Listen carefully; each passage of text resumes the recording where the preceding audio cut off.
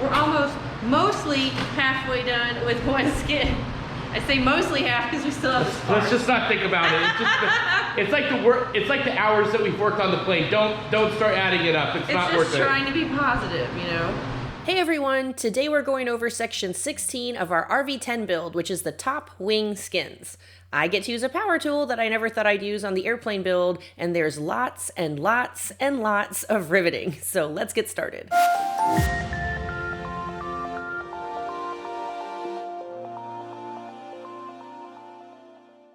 All right, so kicking things off here in 16-2, you're starting out getting the J channels that you match drilled to the wing spar back in section 13.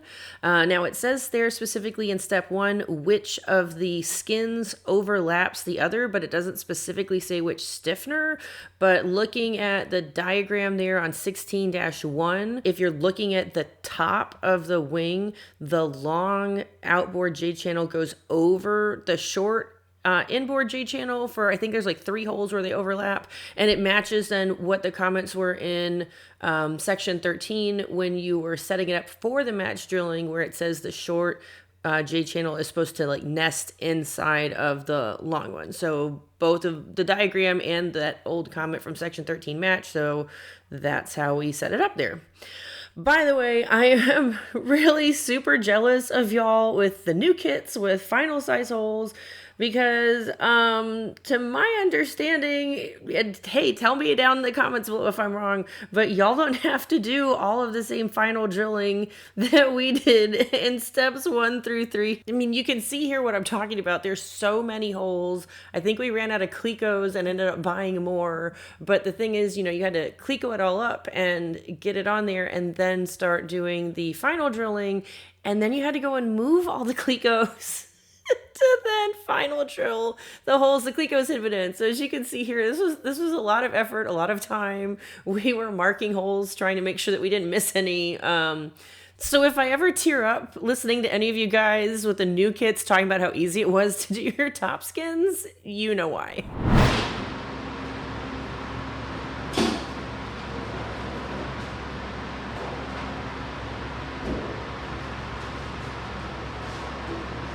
Perfect. I'm not gonna lie, I'm like pretty impressed with this setup that we got worked out, because we've only got one table built, but this has worked out pretty okay so far, right? As long as you've got the Knock saw, on wood, the sawhorses have been great to do separate tables. and they can adjust in height. That's the best thing about it. Adjusting them. The sawhorses have been nice, so. Yeah. Woo! So after days of Clecoing, final drilling, moving Clecos, more final drilling, you now take everything apart and you get here to step 5 on 16-2, where it talks about making a more aesthetically pleasing joint between the top wing skins. So remember in step 1, it says that you overlap the outer skin onto the inner skin, and there's these 2 rows of rivet holes that are where the outer skin and inner skin overlap. And if you don't adjust them and you just leave them as is, it kind of will sit weird, because you have this, like, think of it as like, I guess, a rectangular shape sort of the skin as it is underneath this rectangular shape of the other one, and it doesn't like nest pretty. It kind of ends up doing like a little kink, I guess, or whatnot that you describe it as. So it's time about trying to smooth it out. And you can see here in section AA where the perspective is like you're standing at the aft side of the wing looking forward towards the spar, and you can see the overlapping there of the W1003 outer skin over the W1002 inner skin, and how it's made instead kind of like these nesting long triangles, because you're shaving the top of the inboard skin and then the bottom of the outer skin so that they nest a little prettier together. And then in section BB there on figure 2, this is like you're standing at the outer side of the wing looking inboard towards the fuselage. And so you can see there in the diagram where it shows the flange of the main spar assembly, and you have the idea being that the fuel tanks, right, are going to end up going through those screw holes in the spar assembly, and those skins are going to be butted up right next to these top skins that you're going to rivet on. And so it's showing how you can now also then shave a bit on the inboard skin towards at the forward side, right, to bevel it down that way as it goes more forward, so that when the outer skin sitting on top of it, the edge of that skin sits more flush with the edge of the fuel tank skin when it's attached to the wing. So hopefully that makes sense. It took me a minute to kind of understand how it was trying to like get me to look at these two sections. So hopefully with the little like description maybe helps. So what I did here for this part is I took a permanent marker and I drew on both of the skins where the edge was of the other skin, and I ran tape along the edges of the permanent marker lines that I drawn, so I knew where what I was trying to work with. And I put about, I think it was like 3 layers of it, because it also then just helped to protect the rest of the skin like past that, because obviously the only part you're trying to work with there is the bits where they overlap to make it sit better. And then I took the skins, and we have these tables that I'm sure you guys have seen where we use the sawhorses with just some like thick plywood there on top of as a tabletop, but it's scrap, it's easily replaceable, it's nothing, significant. So I set the skins there, lined up the edge of the one I was working with on the wood, and then I match drilled holes into that wood through the skin, and then clecoed it down to be able to hold the skin in place while I was working with it. So I found that to be helpful to have the lines drawn, so I knew specifically where I was working with, and then to put that like 3 coats of the tape. Now when I first started working on this, I was really concerned about, oh man, how soft is this aluminum? How much am I going to chew through it with sandpaper? And I think I just got like a block and tried to start working on it and just doing it that way with some sandpaper, and like nothing was coming off. So I did it for quite a bit, and I'm like, there's like, it's gone down by like nothing. So it was nerve-wracking. Remember, all tools are different, and there's different grits of sandpaper and everything. So, everyone's responsible for their own build. But I was able to use our little Black & Decker rotary sander here that we had. I was really nervous, so I tested just a little bit for a little time to see how it went, but it ended up working out okay. So I was kind of surprised actually, like how much effort it took to sand it down really to get kind of that bevel. And then what I did is I checked on it a lot. As you can see here, like I'm always looking and checking to see how it's going. But we had our calipers, and so I used those to try to help me keep track of how thin the outer edge was getting on the skins as I was sanding it down, to make sure I didn't end up over sanding anything. And it was a lot again of like, just sort of trial and error, but at the end I really was pleased with how it turned out. I think after I did both the inboard and the outer, that we did put it up to see how it looked on the plane, and I think I did take it down once more and do a little bit more to it. But after getting everything with the sander, I used, I think it was like 1 or 2 more grits of the sandpaper that was like a finer one to then finish it off. And you can see here, it turned out, I'm really pleased with it. It left it with a smoother finish now after using the coarser grit to really like get the size and the shape like taken care of to get it beveled that way. But then to finish it off with a finer grit, it ended up looking a lot nicer there with the finish, and the tape really came in helpful. So you can see the sander did end up like kind of taking off part of the edge of the tape, but it did not go past the edge of the line there. So the tape like did its job of kind of helping to protect everything and to keep me working in the right place there. And even though it might look like I'm holding the sander like level, remember I'm holding it at a bit of a bevel, because that's the whole point, is like you're trying to put that angle into it. So I'm not like holding it square, like flat on top of it. It's holding it at a bit of an angle there, trying to create the bevel that's needed. But anyway, you can see here like kind of how the final result looks. I think it turned out really, really good. I'm happy with it. I'm happy with how flat it ended up like sitting on there later on when we did all of the riveting. So I'm happy with how it turned out.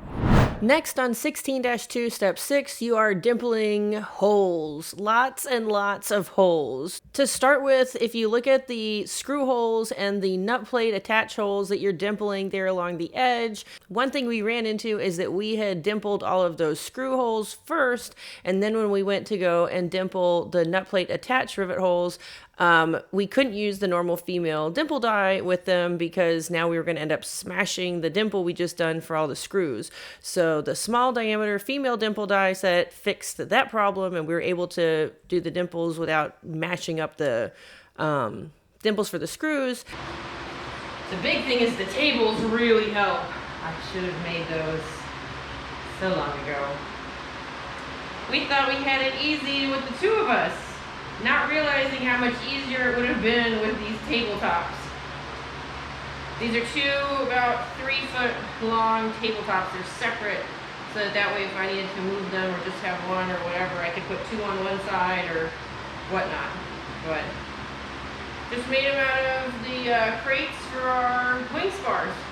To get ready for all of the riveting, we moved one of the wings into the wing cradle that Rob Skinner from our EAA chapter let us borrow. Thank you so much, Rob. And then we rearranged the garage a little bit. We turned the table at an angle and then put the sawhorses with the tabletop underneath the end that was protruding off of the table there. It just gave us a little bit more room to be able to work all the way around the wing and get access all the way around both sides, with it now being at an angle instead of straight across. And then we set about doing step 1 on 16-3, where you now take that wing and place it forward side down onto the table. If you hadn't noticed before, the step bars on there are not even, and then by definition with their name, you know, they're step bars, so the wing doesn't sit flat. So just like it says in the instructions, you block it up with wood blocks, and then you clamp it there to the table.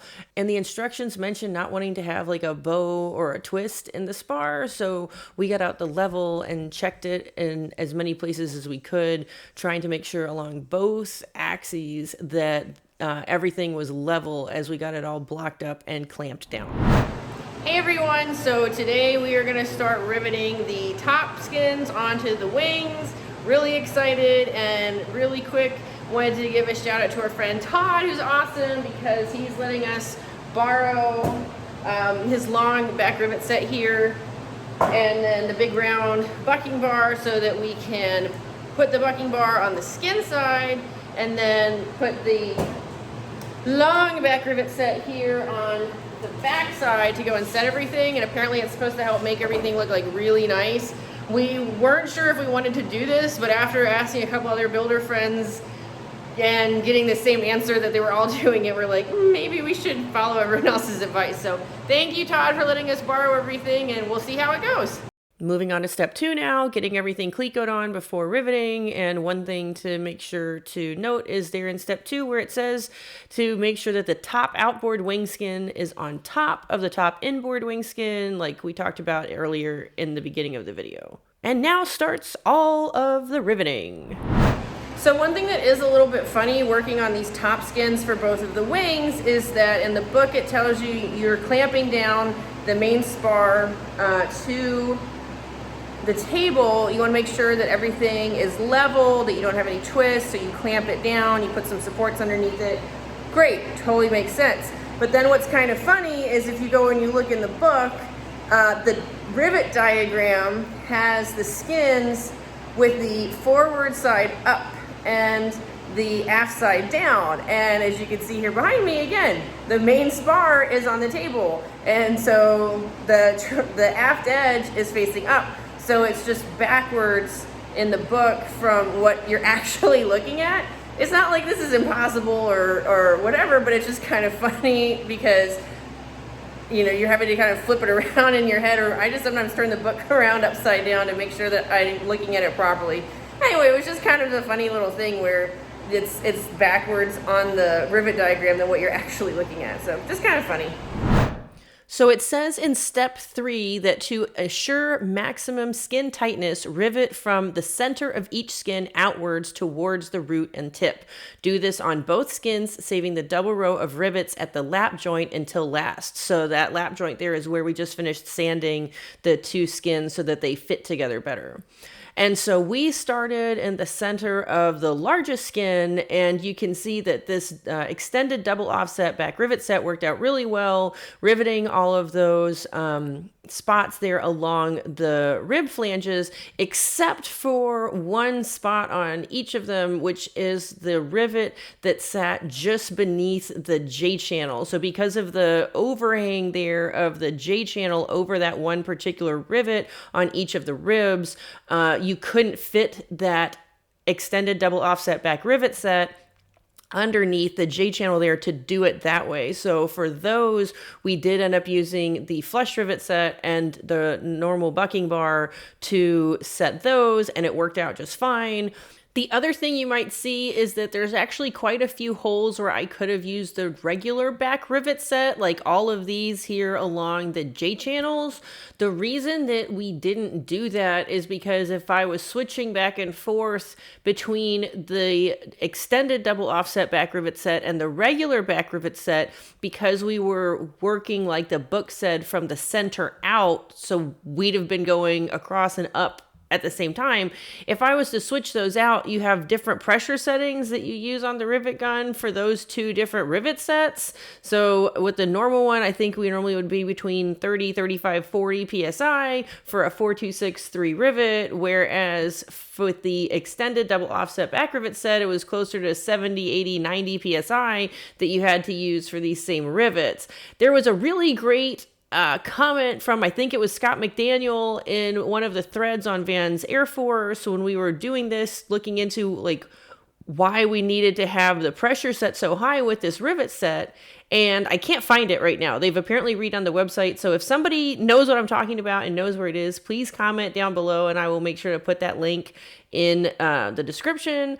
But not wanting to have to keep going to the compressor and changing the setting and switching out the rivet set, we just figured just set it once and forget it with the extended double offset back rivet set and just use that one for all of them, except for, again, the handful where it wouldn't work. Another thing to remember when you're doing the J channels is that there's actually 2 J channels that overlap for 3 holes somewhere in the middle of the wings. And you can see here there's those 3 rivet holes where you have a longer rivet that goes through them than all the rest of the rivet holes in the rest of the J channels. On. Ready.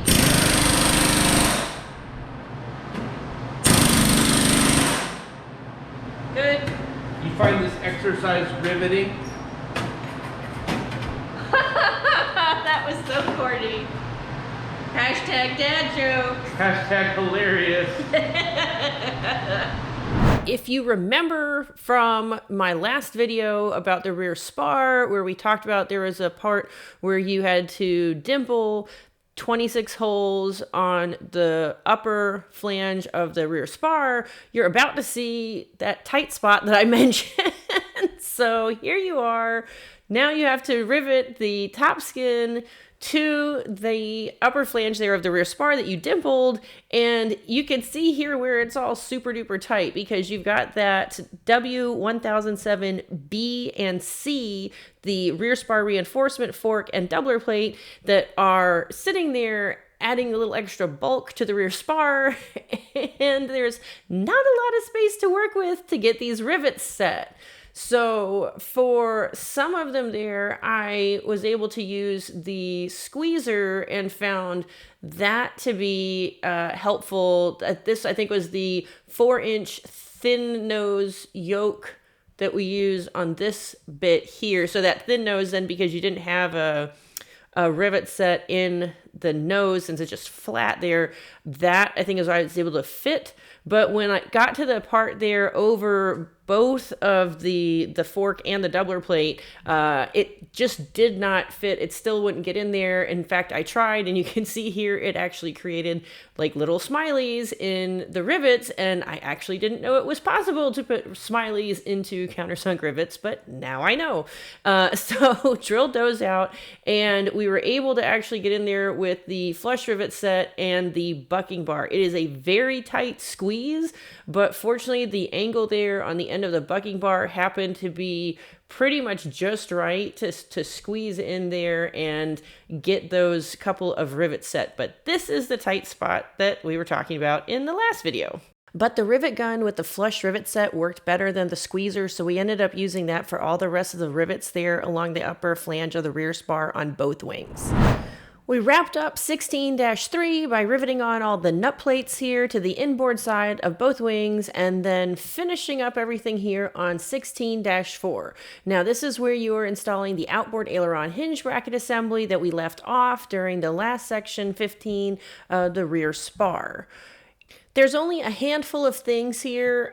One was we used the double offset rivet set when we were setting the rivets there that attach the hinge bracket assembly to the rear spar web. Another is that when we went to rivet the hinge bracket assembly to the outboard wing rib, that the copper clecos were getting in the way there of the beehive on the rivet gun. So instead of using the regular copper clecos, we used the short ones to get them out of the way and be able to set everything just fine.